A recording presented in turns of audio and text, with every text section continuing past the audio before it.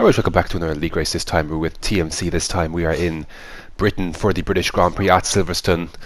Looking at the weather, it's a very interesting predicament there in the race where there's no rain for 20 odd minutes, and then by minute 45 or so it's heavy rain. So that made things very, very difficult indeed. In terms of setup, I tried to meet halfway in the middle because I kind of assumed that, okay, if it's not raining by minute 20, but by 45 it is, maybe the rain might come after just after 20, and maybe then it'll be kind of half and half in terms of wet and dry running. But we'll get to that. Here we are though, end of qualifying. The first, I just done a 26.9 with a in the middle kind of setup, and then second lap on these softs. It's going to be a further improvement of a 29.8, which put me 8th for the time being. But that ended up becoming P10. And I was like, no, not P. Why couldn't I have fallen out of the top 10? So, and look at the gap. Like, there was a big gap between myself. Then there's Wizzling and his hero joking. So. Anyways, it's so gonna be a difficult one. Tyre wear is quite high, and here we go though. 5 red lights, and away we go. Looks like a decent enough start. Bugatti with a wheel spin there. I have Wizzling behind me, gonna defend that one. Run side by side with Bugatti. Almost made contact. That could have been absolutely disastrous actually. But the run down then towards the village. We're still in P10. Wizzling is there, and he slots in behind. Just leave the space on the inside in case something goes wrong. But it looks like this first lap's been fairly clean. So the situation was the rain was coming into 10 to 15 minutes was the situation. Excuse me. And these softs are not going to last 10 to 15 minutes. Or to the point where the track became wet.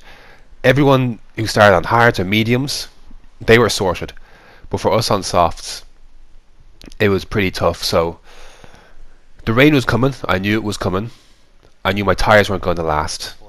I had to make a decision, and you see there 10 to 15 minutes was the forecast. So I was thinking all the time, what do I do?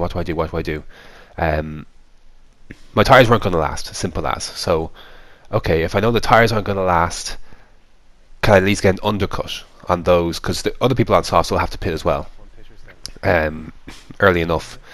So what can I work out here? So that's basically where I was at this phase of the race. Here though, you're going to see Afri is out of the race, and then in a separate incident, my teammate F1 Alonso, who took pole position, he got basically taken out by BVB. I get a warning there, and there's BVB struggling. We're going to move by him, we moved by Afri, and we moved by F1 Alonso in the space of one lap. So we've gone from 10th up to 7th basically. Lap 4, BBB is putting me under pressure from behind. Again, checking the weather. Rain is in 10 minutes. So I thought these aren't going to last 10 minutes. So I decided to take the plunge this lap. And you can see we're going to try and fight BVB here through Brooklands and through Luffield on the inside. He's going to find it difficult to try and get that one done. But he's got a decent one. You can see the tyre wear there. So we're at 33% after a few laps. And Bugatti got a really poor run there as well. And I was so afraid of desync here from behind, when BVB. He's got back out of that. And thankfully no accidents happened here for the time being. But the real dilemma was, what do I do? The rain is coming. My problem with this race was I was screwed from the beginning in terms of I started on softs. I actually qualified in the top 10 for one of the few times this season I actually did. It actually screwed me massively. By the way, Bugatti was supposed to have a quali ban. He didn't serve it, so he's in front when he shouldn't be. BVB goes by there, and I thought, right, we're going to take the plunge. We're going to come into the pits and put on the mediums and go until the rain comes. This was a risky one, I have to say, but I think, given the circumstances what I was in, I think it was the right decision. But again, the big problem was qualifying inside the top 10. Actually qualifying inside the top 10. I did not expect a 26.9 to be good enough for a top 10, honestly. And no one and the closest one is Wizzling was on mediums, 27.1. Then Hero Joke had 27.6. So there's a huge drop off from behind. So I really couldn't have predicted that. Um, and I wasn't going to try and qualify in the top 10 on mediums. That just wasn't a possibility. The other reason for pitching this early was that it would give me clear space. Like I wouldn't be in traffic. Not like there's no lap one pitchers this time. Like it was a strange one in that sense, but literally gave me the chance to just push on these tires. So, okay, lap 8 just gaps in front. There's some people who come into the pits would just pop out, excuse me, in front of Bugatti there. So, solid job, and the clerk is just in front of us as well. So they've pitched up from softs onto mediums. Same lap, or head on to lap 9 rather. More people coming into the pit. So, got some undercut here on these guys, which was nice. As I cut that corner as well, I cut Abbey. So, rocking on 2 warnings already, not good. So that affected me, I think, in many ways, because I knew I had to avoid penalties. I really did, and that was affecting me now. So Bugatti then, lap 9, is catching up. He's got DRS. Again, I'm kind of running with a wet and dry setup, so I'm running high wings.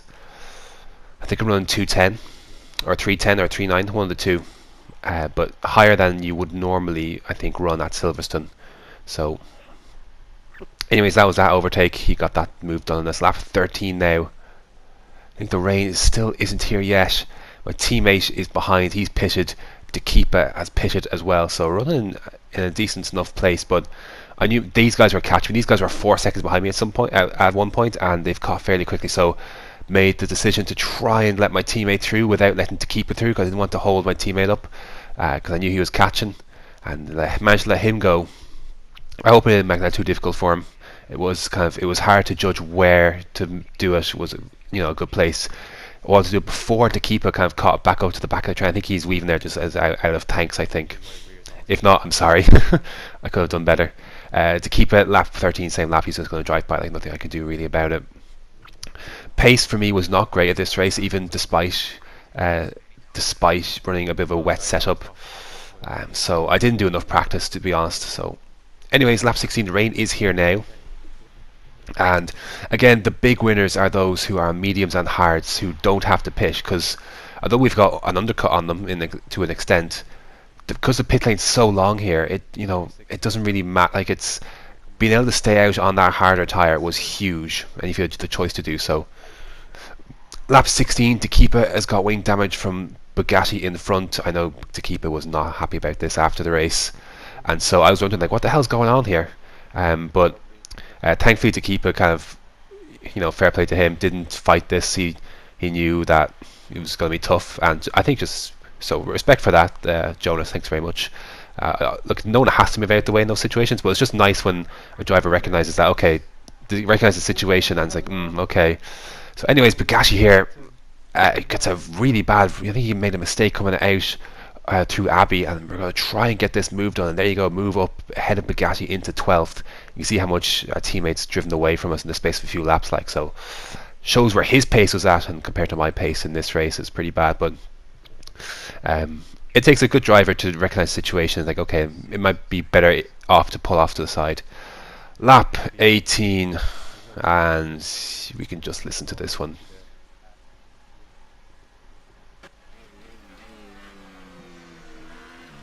Everyone's car on. Oh, fuck's sake. Fucking sake. The virtual safety car is out. Reduce speed and maintain a positive I've got wing damage. Be careful with the front wing. You've taken some minor damage. I honestly no joke. I expect that.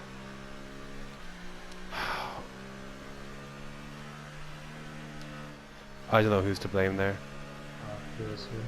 Oh, that's definitely him, surely. I feel like I drove in a straight line.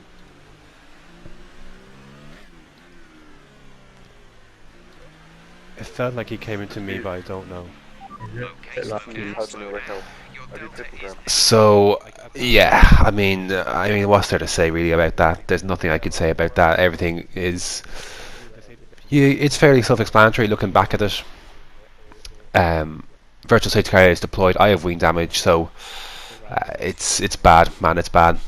Anyways, VSC is ending, and now I'm under threat from a lot of cars from behind now with this wing damage. There's a few cars behind, and DRS back enabled. So again, it's been raining for a little bit, but still not wet enough to come on to the intermediate. And look, I was losing a lot of time, and I knew I had to change a wing. I thought, okay, at this stage, my race is basically done now. At this stage, it wasn't looking fantastic to begin with, but it's definitely done now. So, anyways, there goes Extrema, and I think a lap or two later, where we lap 20, you can see the gap, the train behind. I was really struggling.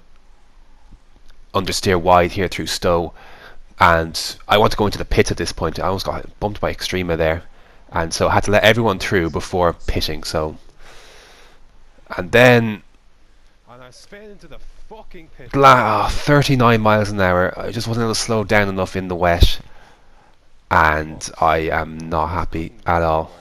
So, yeah, and to be honest, I pitched it this early because I thought, okay, let me just change a wing as well and try and get some sort of advantage by pitching onto the inters early. So, but of course, if Bugatti hadn't hit me, I wouldn't have done this. So, I wouldn't have come in until the DRS was basically close to being disabled. So, yeah, I am not happy at all. So, I've got a 5-second stop go.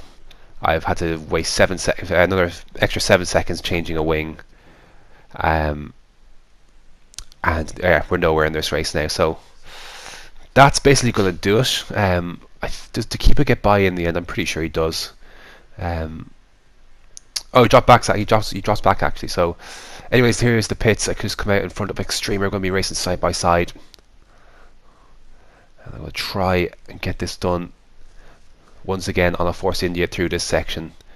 So thankfully, was able to get the move done on him. Bit of contact there. So DRS has now been disabled, so lap 22 or so. I think I came in a lap or two early, and yeah, trying to fight the car, and that's my third warning, and that's a penalty. So if my race wasn't over beforehand at the start, when I didn't have a choice of tyres, the rain played perfectly into the hands of those who started on mediums and hards. The guys who had to make an extra stop on softs got screwed. I got screwed by Bugatti, and everything snowballed from there. So, just a write-off in terms of race. I'm going to finish P11 in the end, which is an absolute piss take. Yeah, tough one. That's a tough one. You get those sometimes, I guess, and yeah, just one of those days. Racecraft in that race was terrible from some people. Like I know other people had sent in complaints. Wisley could start behind us on mediums. He won the race. Hero Joke, I think, started on hards and mediums. He came second. Fair play to Medium Pilot, I think he was the only one to start on the softs to finish on the podium. So fair play to him. Good to see Lyronix back here as well in TWL. Good to see him back in the fold. And yeah, so you can see there a lot of people who did. So, I mean, to be fair, some people did 2 stops actually still finishing the points. I was just shite. But the 1 stop would have really helped. Anyways, oh well, better days to have. Next up is Germany, and hopefully I'll be in a good position then to have a better race than this one, that's for sure. So anyways, until next time.